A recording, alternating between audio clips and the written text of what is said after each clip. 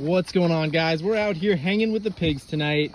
They're eating away. As a routine check, I always like to get a reading on our fence line. You can see 9600 volts. That is a hot fence for pigs, and it is a good thing. These 6 strands are the only thing separating the pigs and, well, a whole lot of freedom. So always keep your fence hot. You can see the pigs, they know their boundary pretty well, and the little guys, well, they're not going to go too far if they creep underneath. But anyway, keep a hot fence.